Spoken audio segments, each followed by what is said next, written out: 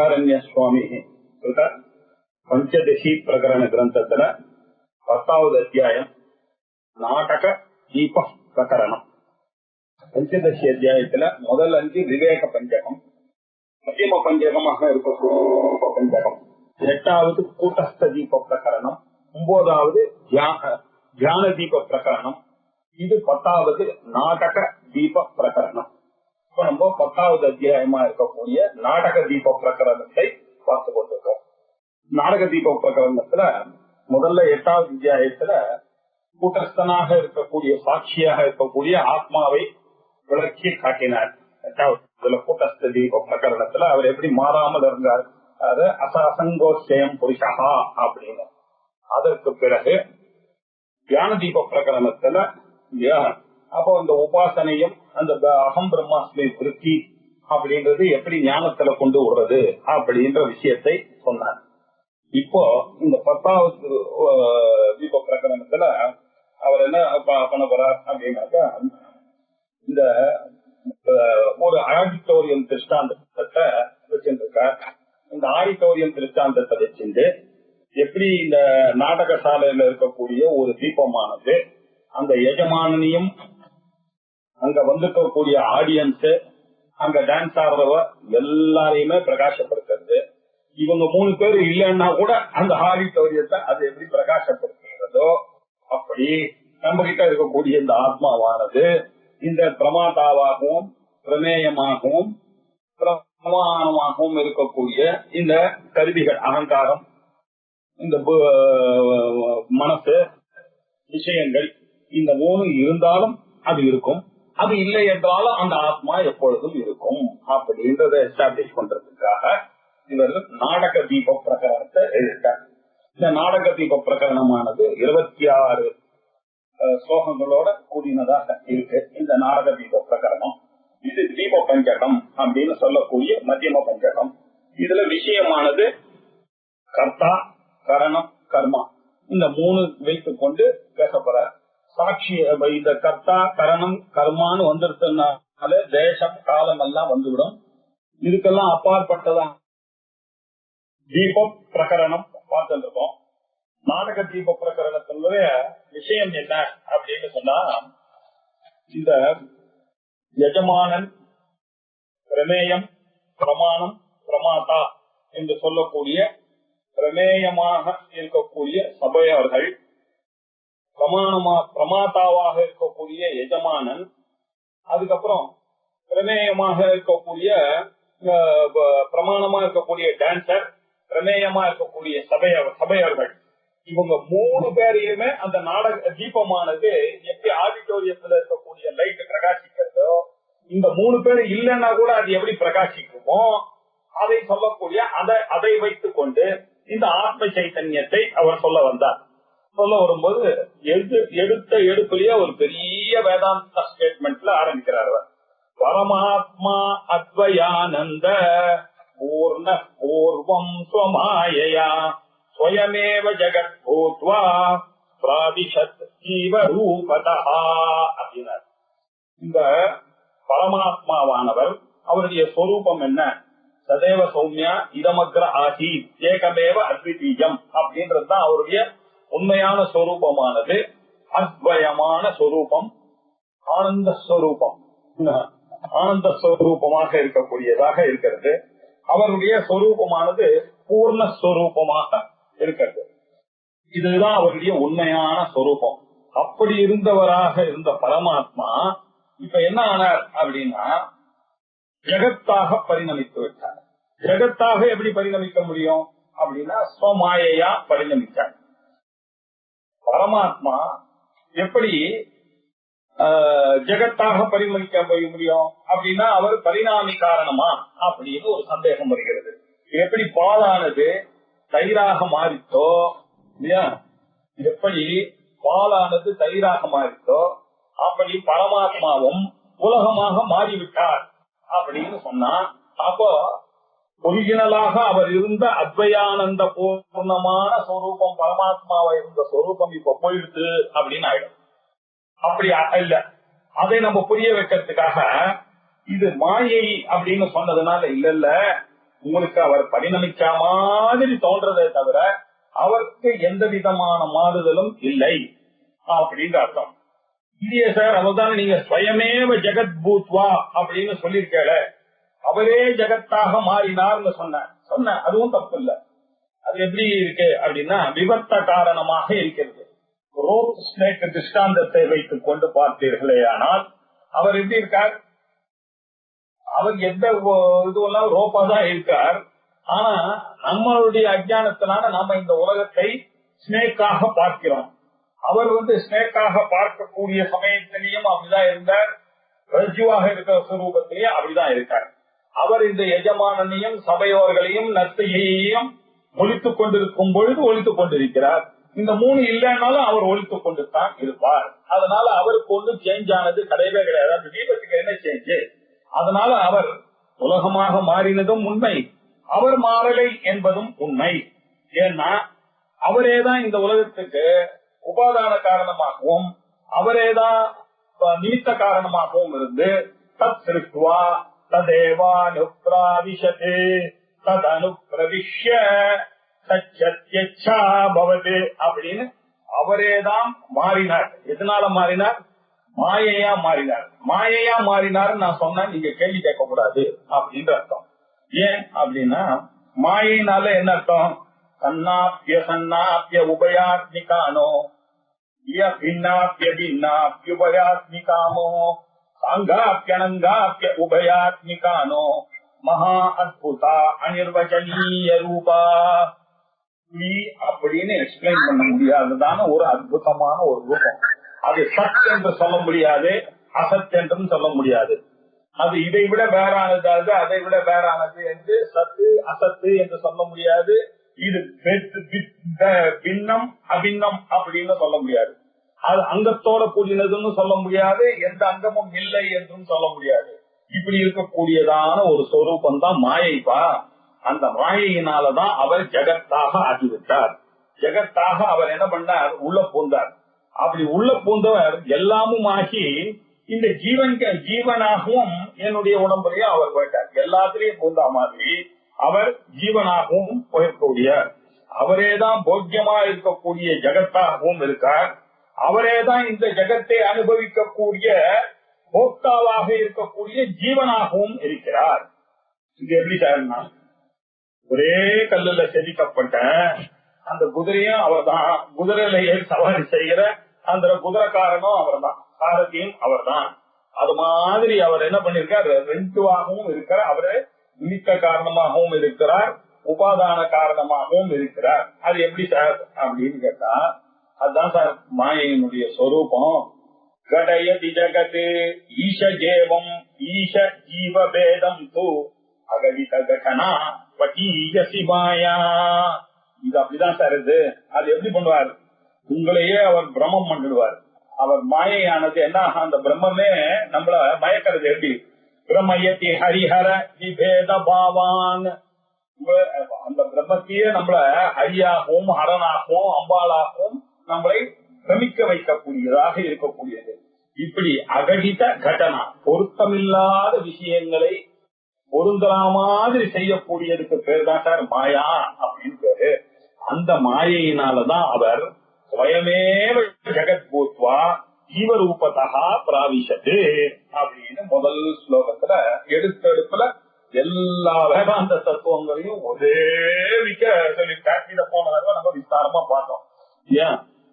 அதுக்கு அடுத்த ஸ்லோகத்துல விஷ்ணு விஷ்ணு உத்தம தேஹேஷு விஷ்ணுவாதி உத்தம தேஹேஷு பிரவிஷ்டோ தேவதா அபவதே மத்யாதி அதம தேஹேஷு சிதோ பஜதி தேவதாம். பாருங்க, நான் சொன்ன மாதிரி அவரே குதிரையாகவும் இருக்கார், அவரே குதிரையில செய்யற சவாரி செய்யற போக்தாவாகவும் இருக்கார், அவரே போக்கியமான ஜெகத்தாகவும் மாறினார், அவரே போக்தாக்களான நம்மள மாதிரியும் அவரே மாறினார். நாமும் அவர் தான் அனுபவிக்கக்கூடிய பொருளும் ஒண்ணுதான். இப்படி இதுக்குள்ள ஒரு அவாவாளுடைய கர்ம வசத்தினால புண்ணிய பாவத்தினால அவாவாளுக்கு என்ன ஆகுது அப்படின்னா உத்தம தேகம் அப்படின்னு ஒண்ணு இருக்கு. தேவர்களுடைய தேகங்கள் அதே மாதிரி நம்மளுடைய தேகங்கள்லாம் எப்படி இருக்குன்னா அதம தேகமாக இருக்கக்கூடியது. இப்படி ஒரே பிரம்மமானது, சுத்த சைத்தன்யமானது, பரமாத்மாவானது இந்த உலகத்துல எப்படி காணப்படுகிறது அப்படின்னா சிவனாகவும் விஷ்ணுவாகவும் அம்பாளாகவும் காணப்படுகிறது. அவரேதான் இப்ப மனுஷனாகவும் இந்த மாதிரி சத்திரியனாகவும் பிராமணனாகவும் சூதரனாகவும் எல்லாமாக காணப்படுகிற பொதுமக்களாகவும் பாமரர்களாகவும் அறிவுள்ளவர்களாகவும் அறிவற்றவர்களாகவும் எல்லாம் அந்த பரபிரம்மன் தான். இது பேதமே கிடையாது அப்படின்னு சொன்னார். விஷ்ணுவாதி உத்தம தேகேஷு, விஷ்ணு முதலான தேவர்கள், சிவன் அம்பாள் முதலிய தேகங்களிலும் அவர்தான் பிரவிஷ்டா, அவரே உள்ள போந்து. இது பாருங்க நம்மளுடைய பிராரப்தம். அவரை போய் தேவதா அப்படின்னு ஒரு ஸ்டேட்டஸ் நமக்கு வந்துருக்கு. அவர் அவதாரம் சார், அவர் பரமாத்மா சார், அவரை வணங்கணும் சார் அப்படின்னு சொல்ற மாதிரி அவரே தான் ஆயிட்டார். அவரே அவதாரமாக ஆகி கிருஷ்ணா அவதாரம், ராம அவதாரம் மாதிரி, அம்பாளுடைய அவதாரமாக ஆகி சண்டிகா அவதாரமாகவும் இப்படி அநேக அவதாரங்களை எடுத்துக்கொண்டு தேவதையாக ஆகிறார் இல்லையா? அப்போ உத்தம தேகத்துல இருக்கக்கூடிய தேவதையாக அதே பிரம்மன் தான், ஒரு வித்தியாசமும் அதே பிரம்மன் தான் இதெல்லாம். அதே மாதிரி மர்த்தியனாகவும், மர்த்தியன்னா என்ன, மார்க்கல், ஐய போகக்கூடியதான இல்லையா? அவளுக்கெல்லாம் அவதாரங்களுக்கெல்லாம் அந்த பீரியட் முடிஞ்சவொடனே அவ காணாம போயிடுவா. அப்படி கிடையாது, இவனுக்கு சாகுன்றது நிச்சயம், மர்த்தியன் இல்லையா? இப்படிப்பட்ட சரீரம் இதெல்லாம் அதம சரீரம். ஏன் சார்னா இது இவ கர்மாவனால சம்பாதிச்சுட்டு அவ விருப்பத்தின் பேர்ல வந்ததான சரீரம். விருப்பத்தின் பேர்ல மாயினால வந்த சரீரம் அவதார சரீரம். நம்மளுடைய சரீரங்கள்லாம் எப்படி பூர்வ ஜென்மத்திற்கு புண்ணிய பாபவசாத்து வந்ததான சரீரம். அதனால இந்த சரீரமானது அதம தேகம். இப்படி இருக்கக்கூடிய மர்த்தியாதி அதம தேகேஷு, மத்தியம் முதலிய அதமமாக இருக்கக்கூடிய இந்த தேகங்களில் அவர் என்ன பண்றார்? அதே பிரம்மத்தை நாம பூஜிக்கிற மாதிரி ஆயிடுது. பூஜிக்கப்படுபவராக இருக்கக்கூடியவரும் அந்த பிரம்மம் தான், பூஜிப்பவனாக எங்கிட்டையும் இருந்து கொண்டு அதே பிரம்மம் தான் இருக்கு. என்ன ஆச்சரியமா இருப்பாங்க இல்லையா? விஷ்ணு முதலான தேகங்கள்ல பிரவேசித்து தேவதையா மாறுறார். மனுஷன் முதலான ரொம்ப கீழான தேகத்துல இருந்து கொண்டு அந்த தேவதையை வகிக்கிற மாதிரியும் அவர் தான் மாறுகிறார். தெரிந்து கொள்ள வேண்டும். சரி சார், இதுல இருந்து எப்பதான் விடிவு காலம்? அவர் வேதாந்தத்தை கொஞ்சம் கொஞ்சமா இன்ட்ரோடியூஸ் பண்ணிட்டு வர்றார். இதுக்கெல்லாம் விடிவான எப்போ? அதுவா, அநேக ஜன்ம பஜனாட்டு ஸ்வவிசாரம் சிகீர்ஷதி. இப்படி மத்தியனாக அதம தேகத்துல இருந்து கொண்டு இந்த விஷ்ணுவாதி வேதமாக இருக்கக்கூடிய சிவன், பார்வதி, அம்பாள் இவாளெல்லாம் வழிபட்டு வழிபட்டு வழிபட்டு பல ஜன்மாக்களாக வழிபட்டு பிரயத்தனாத் யஜமானஸ்து யோகி சம்சுத்த கில்மிஷா, கொஞ்சம் கொஞ்சமா வழிபட்டு வழிபட்டு அவருடைய அந்த கரணமானது சுத்தமாகி அநேக ஜென்ம சம்சித்திம், பல ஜென்மாக்களை இவன் புண்ணியங்கள் பண்ணி பண்ணி பண்ணி பண்ணி பண்ணி பக்தி பண்ணி பண்ணி பண்ணி ஏதோ ஒரு கடைசி ஜென்மாலை இவனுக்கு அந்த வேதாந்தத்துக்குள்ள வரா மாதிரி இந்த வேதாந்த புஸ்தகத்தை தொடக்கூடிய பாக்கியமானது கிடைக்கும் இல்லையா? அவர் ஆச்சரியோ வக்தா குசலாளி சிஷ்யா அப்படின்னு சொல்லும் போது எத்தனையோ ஜீவர்கள் இருந்தாலும் அவர்கள் இந்த வேதாந்த பக்கம் வரானா? வரதே கிடையாது. அப்படியே வந்தாலும் பக்தி கீர்த்தியா அப்படி போயிட்டு இருக்கான, உபாசனை அப்படி போயிட்டு இருக்கான தவிர வேதாந்தம் கிட்ட யாராவது வரானா? அப்படியே வேதாந்த கிட்ட வந்தாலும் எல்லாம் அதை கரெக்டா புரிந்து கொள்ள, மனுஷியானா சகசிரேஷு கஷ்டித் எதற்கு சித்தையே எதாமபி சித்தானாம் கஷ்டின் மாம்பேத்தி தத்வதா அப்படின்றது அதோ கோடியில ஒருத்தனுக்கு தான் அந்த பாக்கியமானது கிடைக்கிறது. பல லட்சத்துல கொஞ்சம் பேருக்கு தான் இந்த வேதாந்தத்துக்குள்ள வரக்கூடியதான பாக்கியங்கள். அப்படியே கிடைச்சாலும் இதை படிக்கணும், இதை தெரிஞ்சுக்கணும் கூடிய புத்தமானது வந்துருக்குன்னா பூர்வ ஜென்ம புண்ணிய புஞ்ச வசாதேவ பவதி அப்படின்னு விவேக் சூடாமணி முதலிய கிரந்தங்கள்லாம் நல்ல விஸ்தாரமாக ஆச்சாரியால் இதெல்லாம் பண்ணியிருக்கார். இப்படி அநேக ஜென்ம பஜனாது, இதனால என்ன ஆகுது? அந்த கர்ம சுத்தி வந்தவுடனே அவனுக்கு விசாரம் பண்ணணும். இதுல விஷயமே இங்க அந்த கான்சியஸ்னஸ்ல தான் விஷயம் இருக்கு, அந்த செல்ஃப்ல தான் விஷயம் இருக்கு அப்படின்னு ஸ்வவிசாரம் சிகீர்ஷதி அப்படின்னா அவனுக்கு விசாரம் செய்ய வேண்டும் என்ற ஆசையே அப்படின்னா வருகிறது. அந்த கரண சுத்தி சமதமாதி சட்ட சப்பதிகள் எல்லாம் வந்த பிறகு சம்சுத்த கில்பிஷா ஆன பிறகுதான் அவனுக்கு இந்த வேதாந்தத்துல விசாரம் பண்ணணும் அப்படின்ற ஒரு எண்ணமே வருகிறது. விசாரம் தன்னை பற்றி தான் யார் என்பதை அறிந்து கொள்ளும். ஊமை அதுதான் ரொம்ப முக்கியம்.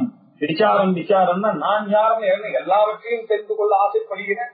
நான் யாருன்றது எனக்கு புரியலையே. நான் இந்த தேகமா, நான் இந்த மனசா, நான் இந்த புத்தியா, நான் அன்னமய கோஷமா, நான் மனோமய கோஷமா, நான் விஞ்ஞானமய கோஷமா, நான் ஆனந்தமய கோஷமா அப்படின்ற ஒரு விசாரத்துக்குள்ள வரான். இப்படி விசாரேன வினிஷ்டாயாம் இதே மாதிரி விசாரம் பண்ணிட்டே வந்து கேட்க கேட்க பௌன புண்ணிய சிரவணம் புரியாது. பௌன புண்ணிய சிரவணம் புனப்புனா சிரவணம் திருப்பி திருப்பி திருப்பி திருப்பி நான் பிரம்மம் நான் பிரம்மம் நான் பிரம்மம் நான் பிரம்மன் அதையே கேட்டு கேட்டு கேட்டு கேட்டு அது என்ன ஆகுதுன்னா இந்த மாயமானது நஷ்டமாகிறது. இந்த மாயையானது விசேஷமாக நசித்து போகிறது.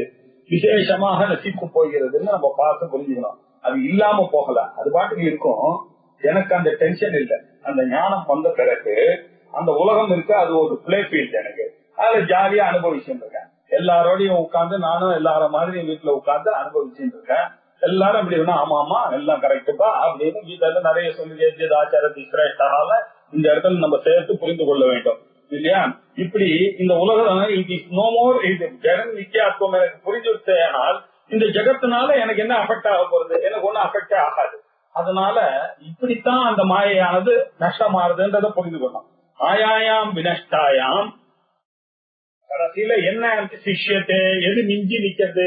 அவசிஷ்யத்தே சிவக்கேவலோகம், நான் தான் அந்த பிரம்மம் அப்படின்றது தெரியுது இல்லையா? இது தேடி தேடி போனேன். வெளியில இருக்குமா?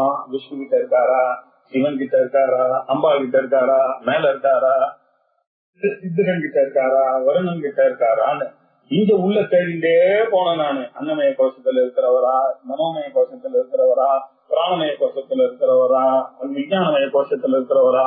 ஆனந்தமய கோஷான்னு இங்க போய் ஒரு ஸ்டக்கப்பான, அங்க தேடி தேடி ஸ்டக்கப்பான. ருச்சியானது வந்து அப்பா ரெண்டு ஒண்ணுதான்பா நீ தேடுறது. அந்த பிரம்மமும் தத்துவம் நீ தேடக்கூடியதான பொம்மும் ஒண்ணுதான். நீ தான் அதுவாக இருக்கிறான்னு சொன்ன உடனேதான் அப்பாதான் இவருக்கு விஞ்சி விண்ணா நானே அந்த பிரம்மம் அப்படின்னு ஸ்வயம் சிஷ்யத்தே பகவத் ரூபேன, இதுதான் பிரம்ம ரூபேன சிஷ்யத்தே, இதுதான்பா ஞானியினுடைய நிலை அப்படின்னு வேதாந்தத்தை இன்ட்ரோடியூஸ் பண்ணார்.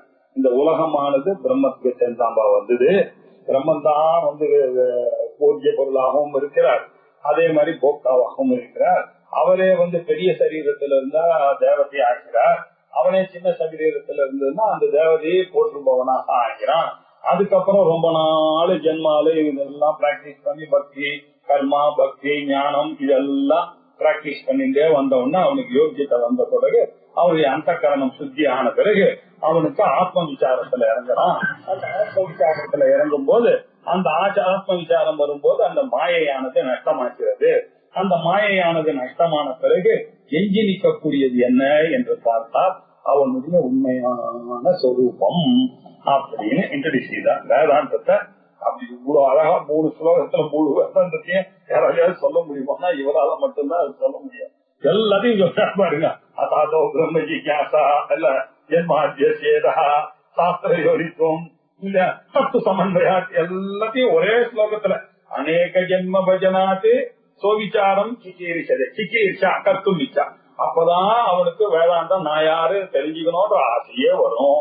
அந்த ஆசை வந்த பிறகு அவன் விசாரம் பண்றான். சிரவண மனன நிதித்தியாசன ஆத்மாவாரே பிரத்யா சோதத்யா மந்தத்யா நிதித்தியாசிதத்யா அப்படின்னு பண்ணும்போது அந்த மாயையானது இவனிடமிருந்து நஷ்டமாகிறது விசேஷமாக. பிறகும்பா எந்த நிக்கிறான்? ஆத்மா மாத்திரம் தான் எஞ்சி நிக்கிறது. சிவ கேவலோகம் அப்படின்னு எஞ்சி நிக்கக்கூடியது அந்த ஆத்மா இல்லையா? ஆத்ம வஸ்து ஒண்ணுதான் பாக்கி இருக்கு. இதைத்தான் பூவாமை அப்படி நான் யார் நான் யார்னு விசாரிக்கணும் அப்படின்னு உபதேச சாரத்துல ரமண வச்சு கடைசியில இங்க வந்து நின்னான். இவன் சிஷ்யத்தே ஸ்வயம் இப்படி இன்ட்ரோடியூஸ் பண்ணாரா. அதுக்கப்புறம் அத்வயானந்த ரூபஸ்ய சார் அந்த ரூபமானது நீங்க என்ன சொன்னீங்க? அத்வய ஆனந்த ரூபம். பரமாத்மா அத்வயானந்த பூர்ணா அப்படின்னு இரண்டற்றதான ஒரு சொரூபம், ஏகமான ஒரு சொரூபம். அது ஒண்ணுதான் இருக்கிறது, அதை தவிர எதுவுமே இல்லை. இதெல்லாம் கல்பித்தம் தான். அதுதான் ரஜ்ஜு மாதிரி இருக்கு, இந்த உலகமானது மித்தியான உலகமானது, ஆத்மா ஒண்ணுதான் சத்தியம், அதை தவிர இருக்கிறதெல்லாம் அனாத்மா, அனாத்மா எல்லாமே பொய்யாத்தான் இருக்க வேண்டும் அப்படின்னு சொல்லி இதெல்லாம் சத்வயத்துவம், இதெல்லாம் இரண்டாவதாக இருக்கக்கூடியது. இரண்டாவதாக இருக்கக்கூடியது எல்லாமே பொய், ஒன்றாக இருக்கக்கூடிய அது மட்டும்தான் நிஜம். அத்வயானந்த ரூபஸ்ய சத்வயத்வம் ச துக்கிதா பந்தஹ ப்ரோக்தஹ ஸ்வரூபேன ஸ்திதி முக்தி இதீர்யதே அப்படின்னு ஸ்லோகத்தை இப்படி படிக்கிறோம். ஆனா பார்த்து படிக்கணும். அத்வய ஆனந்த ரூபஸ்ய, இரண்டற்றதான அந்த ஆனந்த ஸ்வரூபமாக இருக்கக்கூடிய அந்த பிரம்ம ஜிக்யாசை ஏன் பண்ணணும்?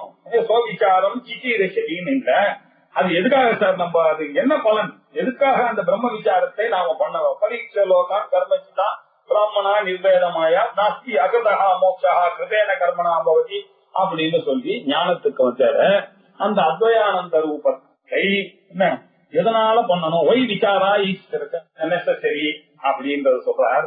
அத்வயானந்த ரூபத்தை அதுவா இருக்கக்கூடிய பந்தம் மோட்சம், சம்சாரம் தான் பந்தம்.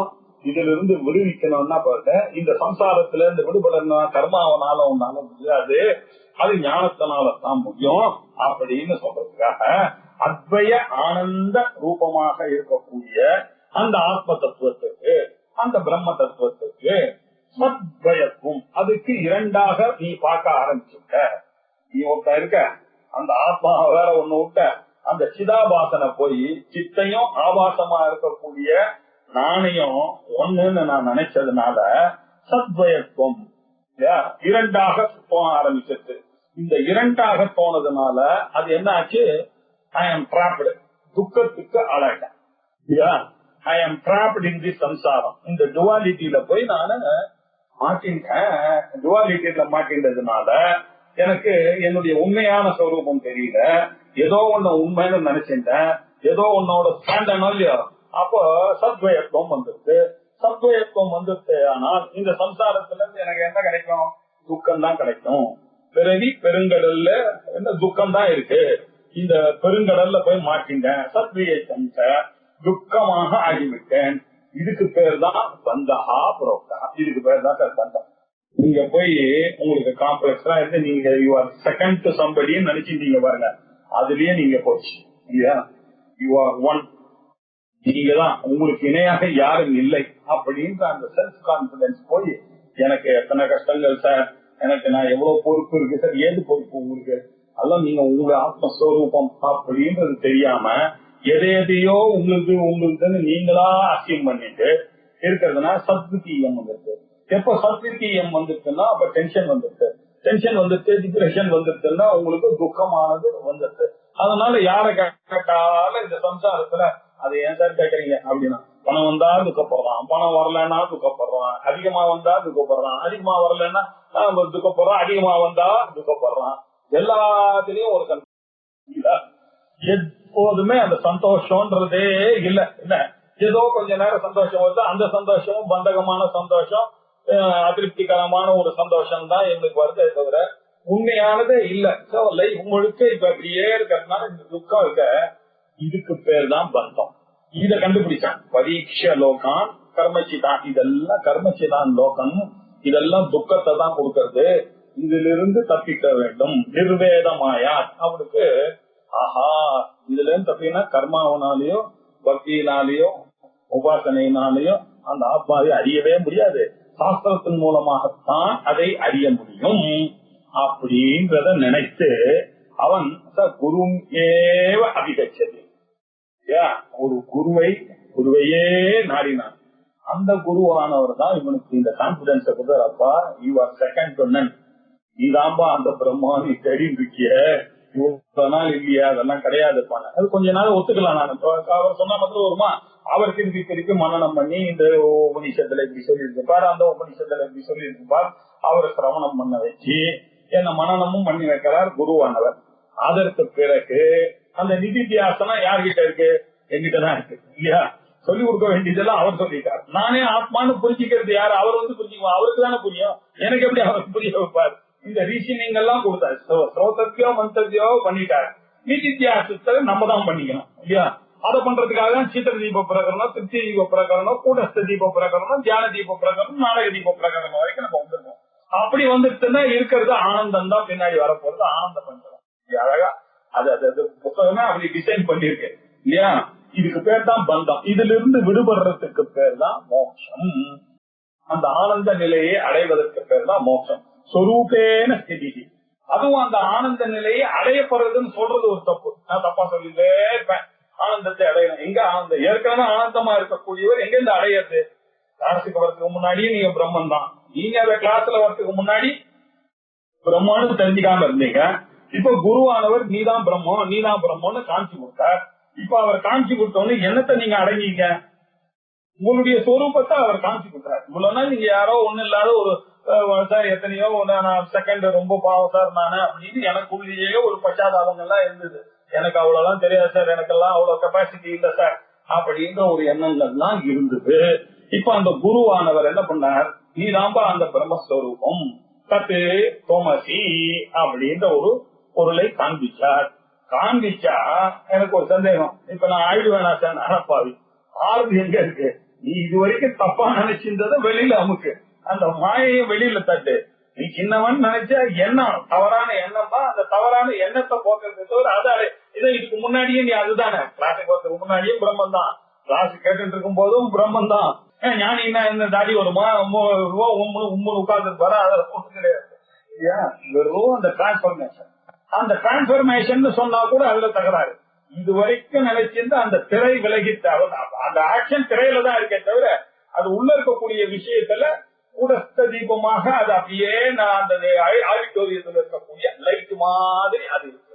சொரூபேன ஸ்திதி. அந்த சொரூபத்திலேயே என்னுடைய உண்மையான சொரூபத்தை நான் இருக்கிறேன். சொரூபேன ஸ்திதி. இதுக்கு பேர் தான் முக்திஹி இது ஈரியதே. இதைத்தான் முக்தி மோட்சம் என்றெல்லாம் சொல்லப்படுகிறது.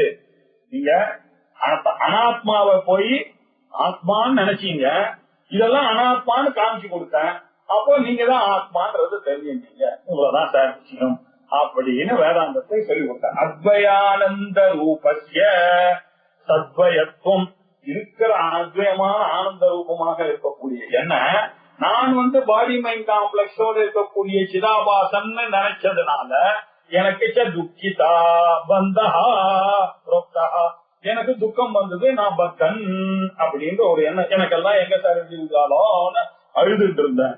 இப்ப குருவானவர் இல்லப்பா உன்னுடைய சொரூபத்தை நீ தெரியாமல் இருக்கிறதுனாலதான் you do not know yourself அப்படின்னு அவருக்கு ரீசனிங் எல்லாம் எனக்கு கொடுத்தார். சிரவணம் பண்ணி உபநிஷத்துல சொல்ற சொரூபம் தான் பாதி மனநம் பண்ணி தெரிந்து கொள்ள வேண்டியதுப்பா, நம்ம எல்லாம் சேர்த்து பண்ணணும் அப்படின்னு சொல்லி நிதித்தியாசனை நீதாம்பா பண்ணணும் அப்படின்னு சொல்லி விட்ட பிறகு நான் தெரிஞ்ச உடனே என்னாச்சு, ஒன்னும் ஆகல, அந்த சொரூபத்துல இருக்க, அவ்வளவுதான் சொரூபத்துல இருக்கக்கூடிய செய்தி. இததான் இதுவரைக்கும் பொய்யா பத்தன்னு நினைச்சேன். அந்த பந்தத்துவம் போச்சு. அதுக்கு நியாயமா முக்தின்ற பேர் கூட கிடையாது. நிரோதோ நோத்பத்தி ந பத்தோ ந சாதகா நவை முக்தா, முக்தம்லாம் கிடையாது. புரியறதுக்காக சொல்றான். எவ்வளவு நாள் பந்தனா இருந்தான்னா அப்ப இப்ப ஏனோ ஆச்சான்னு ஒரு கேள்வி கேட்டா முக்தன்னு பேர் வச்சுக்கோங்க, அவ்வளவுதான். ஆனா அவன் முக்தெல்லாம் கிடையாது, அவன் சொரூபத்துல இருக்கான், அவ்வளவுதான். இததான் முக்தியாகன்னு சொல்லப்படுகிறது, அவ்வளவுதான். முக்தி நிலை, முக்தி நிலைன்னு ஒண்ணும் கிடையாது. ஆல்ரெடி முக்தி நிலையில தான் இருக்கும். இப்பதான் தப்புன்னு நான் முக்தி நிலையில இருக்கேன், அது தெரியாம நான் முக்தன்னு நினைச்சிட்டு இருக்கேன், பந்தன் நினைச்சிட்டு இருக்கேன். அந்த பந்தமானது போயிருக்கு அப்படின்னா என்ன அர்த்தம்?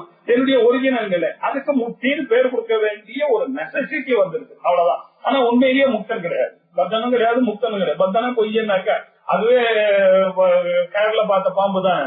பத்தன்னு நினைச்சது முக்தின்றதும் அது பாம்பு இல்லன்றதும் பொய். பாம்பு இருக்கும் போதும் பாம்பு இல்ல, பாம்பு போன வரைக்கும் பாம்பு இல்லையே. அதேதான் இங்க.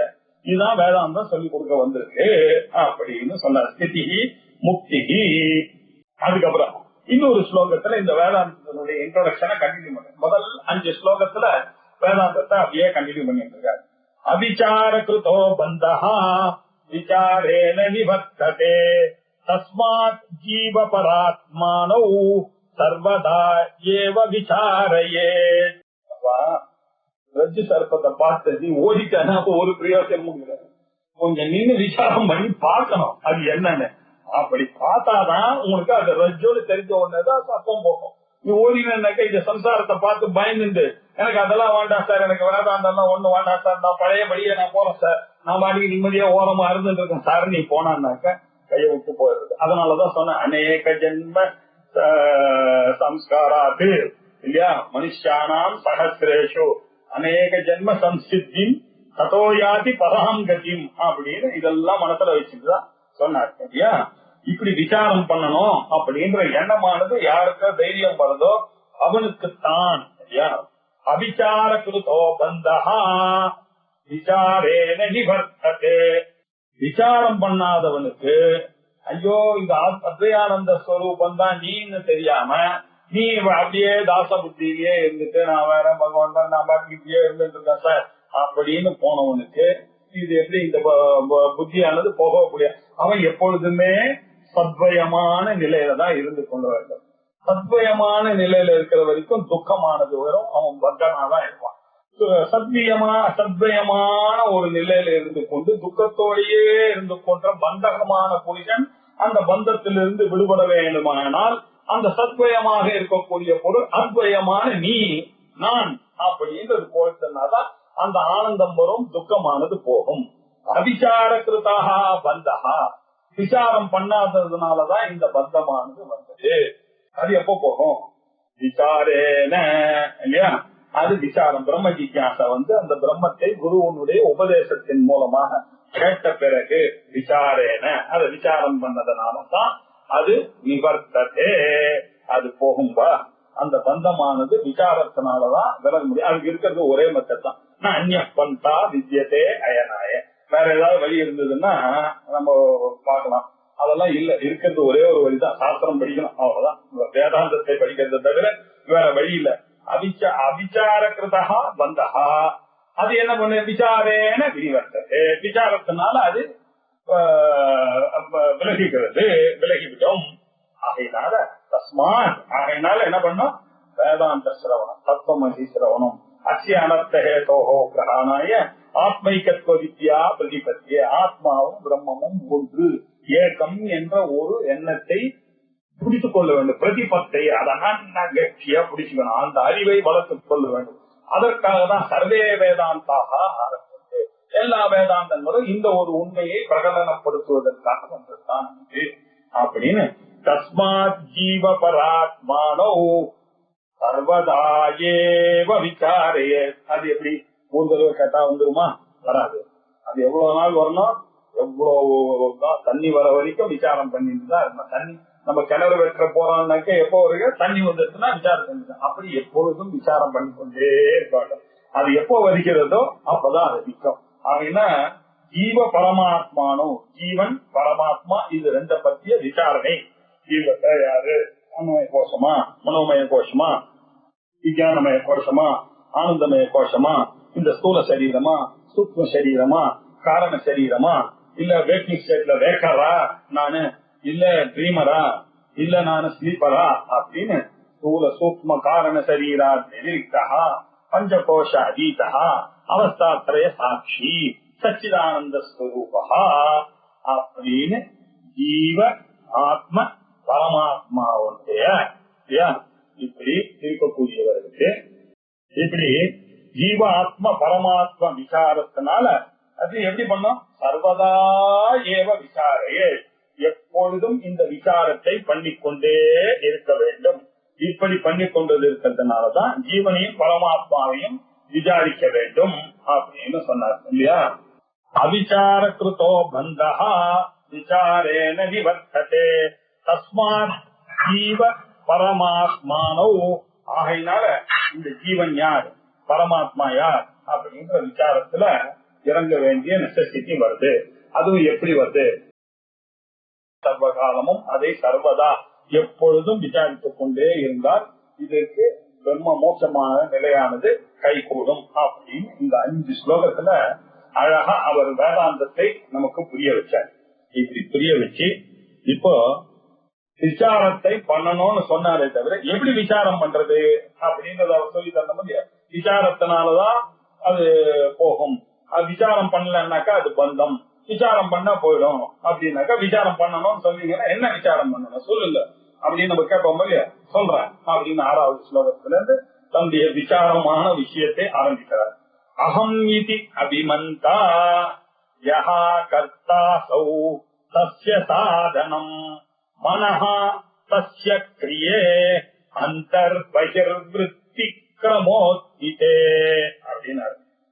அகம் இது அபிமந்தா. அப்பா நீ புரிந்து கொள்ள வேண்டியது 3 விஷயங்கள் இருக்கு. பிரமாதா, பிரமாணம், பிரமேயம் அப்படின்னு 3 விஷயங்கள் இருக்கு.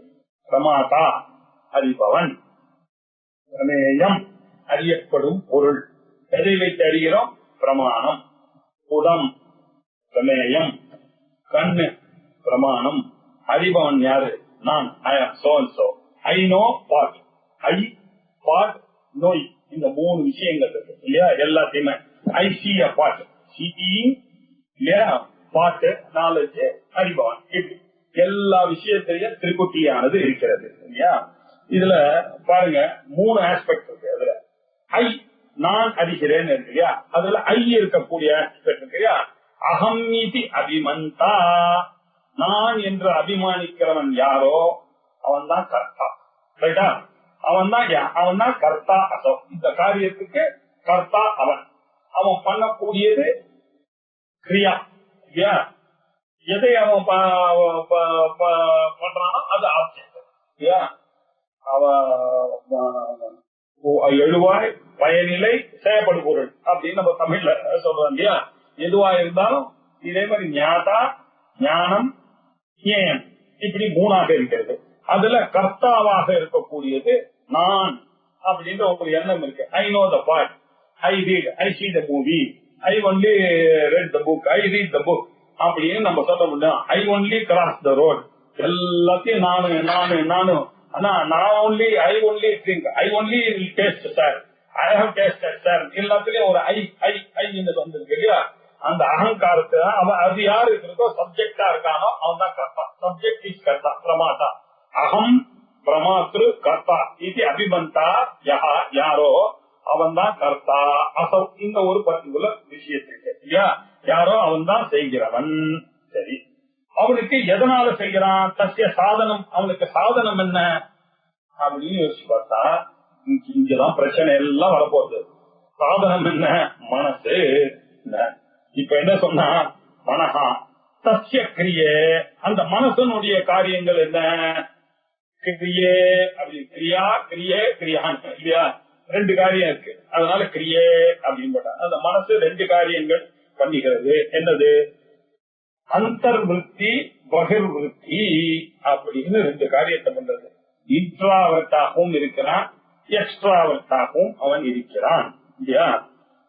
அதுதான் நானா சித்திரகடோ திரஸ்கிதமஹா தீப பிரபாபாஸ்வரம் ஞானம் யஸ்ய சக்ஷுராதிகரணத்வாரா வந்ததே ஜானாமீதி தமேவ பாந்தம் அனுபாதி ஏதத்தத் ஜகதே இல்லையா? அப்படின்னு நம்ம சொல்லி பார்த்தோம். இப்படி நானா சித்திரகடத்தை இந்த மனசோட சேர்ந்துட்டு இவன் என்ன பண்றான்? கண் வழியாகவும் காது வழியாகவும் மூக்கு வழியாகவும் விஷயங்களை எல்லாம் பார்க்கிறான். இப்படி வெளியில இருக்கக்கூடிய விஷயங்களை வாங்கி உள்ளுக்குள்ள இருக்கக்கூடிய எனக்கு ஆனந்தத்தையும் சில சமயத்துல துக்கத்தையும் மாற்றி மாற்றி கொடுத்து 2 விதமான காரியங்களையும் இந்த மனசானதை பண்ணி கொண்டு இருக்கிறதுப்பா. ஒண்ணு வெளிநோக்கி இருக்கக்கூடிய காரியத்தை பண்றது, இன்னொன்னு உள்ளுக்குள்ள இருக்கக்கூடிய செயல்களை எல்லாம் பண்ணி கொண்டு இருக்கிறதுப்பா. ஆகையினால மனஹ தஸ்ய கிரியே அதனுடைய காரியங்கள் கிரியா கிரிய அதனுடைய காரியங்கள் 2பா. அது என்ன? அந்தர் பகிர்விருத்தி அப்படின்னு அர்த்தம். அப்படின்னு சொல்லிட்டு இதை இப்படி புரிஞ்சுக்கிட்டா போதாது. அந்தஹா பகிஹி முதல்ல சித்தானது அந்த மனசோட சேர்றது, அதுக்கப்புறம் தான் இதை பாக்குறது. இதுக்குள்ளேயே ஒரு ஆக்டிவிட்டி நடந்துருது, அதுக்கப்புறம் வெளியில வருது. சித்தும் அந்த மனசும் சேர்ந்த உடனே சிதாபாசனம் ஆயிடுறான். இந்த சிதாபாசனம் ஆன உடனே இந்த குடத்தை போய் பார்க்கறான். இந்த குடத்தை பார்த்தவன் நான் இந்த குடத்தை அறிகிறேன் அப்படின்ற ஒரு நினைப்பானது ஏற்படுது. இதெல்லாம் நம்ம சித்திரதீப பிரகரணத்துல ரொம்ப விஸ்தாரமா பார்த்தோம். கூடஸ்த தீப பிரகரணத்துல இன்னும் விஸ்தாரமாக பார்த்தோம் இல்லையா? விருத்தி வியாப்தி, பல வியாப்தி இதெல்லாம் பண்ணா இந்த நாலேஜ் ஆனது ஐயலதான் இருக்கு. சிதாபாசனுடைய வேலையானது ஒன்லி ரிவீலிங் த ஆப்ஜெக்ட் தான் அவனுடைய வேலையானது. ஆப்ஜெக்ட் இருக்கு, சிதாபாசனானது ரிவீல் பண்றது. ஆனா அந்த ஞானமானது எங்க வந்து தங்கறதுன்னா ஆத்மாலதான் வந்து தங்கறது அப்படின்ற விஷயங்கள்லாம் நம்ம பார்த்தோம். இப்படி மனசனுடைய காரியங்கள் ரெண்டு, அந்தர்விருத்தியா இருக்கக்கூடியது, உள்ள இருக்கக்கூடிய விருத்தியாக இருக்கிறது. உள் செயலை பண்ணக்கூடிய விருத்தி, வெளி செயலை பண்ணக்கூடிய விருத்தி இல்லையா? பகிர்கிரியாவாக இருக்கக்கூடிய விருத்தி, அந்தர்கிரியாவாக இருக்கக்கூடிய விருத்தி என்று இரண்டாக இருக்கிறது. இது எப்படி இருக்கு? கிரமோத்திதே, வரிசையாக முதல்ல சிதாபாசன், அப்புறம் விஷயம், இப்படி அந்தர் பகி இல்லையா அப்படின்னு கிரமமாக ஒத்தித, இப்படி கிரமமாக அது செய்கிறது. அதுல அந்தர்முக விருத்தின்னு சொன்னோம், பகிர்முக விருத்தின்னு நான் சொன்னேன். அவர் சொல்லணும் இல்ல, இப்போ அந்தர்முகாக மித்யேஷா விருத்தி கர்த்தார முல்லிகேத் பகிர்முகா இதம் ஏஷா வாக்கியம் வஸ்து இதம் புல்லிகேத். அந்தர்முகா அகம் இது ஏஷா, உள்ளுக்குள்ள நான் எனக்கூடிய இந்த விருத்தியானது, சிதாபாசனாக இருக்கக்கூடிய இந்த விருத்தியானது கர்த்தாரம் புல்லிகே, கர்த்தாரத்தை சுட்டி காண்பிக்கிறது, எழுதி காமிக்கிறது. அது கர்த்தாரத்தை சுட்டி காண்பிக்கிறது. பகிர்முகா, வெளியில இருக்கக்கூடிய பொருள்கள் எல்லாத்தையும் இப்ப பாருங்க, இந்த மனசை ரெண்டு காரியம் பண்றது பாருங்க. அப்பா என்ன வேற அந்த அவேர்னஸ், என்னுடைய உண்மையான சொரூபம் ஆத்மஸ்வரூபம், அந்த ஆத்மஸ்வரூபம் இல்லாததாக அறிபவன் என்ற ஒரு நிலையை எனக்கு உண்டு பண்ணிட்டு, இது ரெண்டும் ஒரே காரியம் பண்றது. இந்த அகமும் மனசும் சேர்ந்துட்டு இந்த காரியத்தை பண்ணிட்டு, பொருள் பாவம் இதுல சம்பந்தம் இல்லாம வெளியில இருக்கு, அது ஆப்ஜெக்டா இருக்கு. அதெல்லாம் எப்படி இருக்கு? இதுவாக இருக்கிறது. இதம் இத்யேஷா பாஷ்யம் வஸ்து இதம் புல்லிகே, வெளிநோக்கி இருக்கக்கூடிய இந்த இது என்ற விருத்தியானது இல்லையா, இதை காண்பிக்கக்கூடியதுதான் பகிர் விருத்தியானது. பகிர் விருத்தியானது எல்லா பொருளையும் இது இது என்று காண்பிக்கிறது. எல்லாத்தையும் பாருங்க, ஐய தவிர எதுவுமே கிடையாது. ஐய தவிர நான் எதெல்லாம் பார்க்கிறேன்னா, எனக்கு என்னுடைய மனசு ஜடம்னு தெரியுது, என்னுடைய புத்தி ஜடம்னு தெரியுது. அந்த ஜடத்துல போறதே தப்பு. அங்கேயே நான் பண்ணது நான் என்று பார்க்க முடியாது, அதுவே இதுதான். இங்க இருக்கக்கூடிய இந்த இதுவை நானுன்னு நினைச்சுக்கிறேன், இத நானுன்னு வச்சுட்டு வெளியில இருக்கக்கூடிய பொருளை போய் இதுன்னு சொல்றேன். தப்பு பண்றோம் பாருங்க. எல்லாமே எனக்கு இதுவா தானே இருக்கணும். என்ன தவிர ஐய தவிர உலகத்துல இருக்கக்கூடிய நானோ, என் ஒய்ஃபோ, என்னுடைய பையனோ, என்னுடைய அப்பாவோ, என்னுடைய பொருளோ, இதெல்லாம் எப்படி இருக்க முடியும்? என்னால கட்டப்பட்ட இந்த வாட்ச் நானா இருக்க முடியாது இல்லையா? என்னால் பார்க்கப்பட்ட எங்க அப்பாவானவர் நானா இருக்க முடியாது, என்னால் பார்க்கப்பட்ட எங்க அம்மாவானது நானா இருக்க முடியாது, என்னால பார்க்கப்படுகிற இந்த செல்லாக நான் இருக்க முடியாது. இதெல்லாம் எனது எனது எனது எனது என்றுதானே பார்க்க வேண்டும் இல்லையா? அப்படின்னாக்க நான் இந்த பாடி காம்ப்ளெக்ஸ் என்ன, என்னுடைய மைண்டை எப்படி பார்த்துக்கணும்? இதுதானே பார்த்துக்கணும். நான் எப்படி பார்க்கிறேன் பாருங்க. அத நானுன்னு வச்சுட்டு நான் குலத்தை அறிகிறேன் அப்படின்னா, நானுன்றதுலயே உன் மனசோட சேர்ந்த நானு தானே நானுன்னு சொல்ற.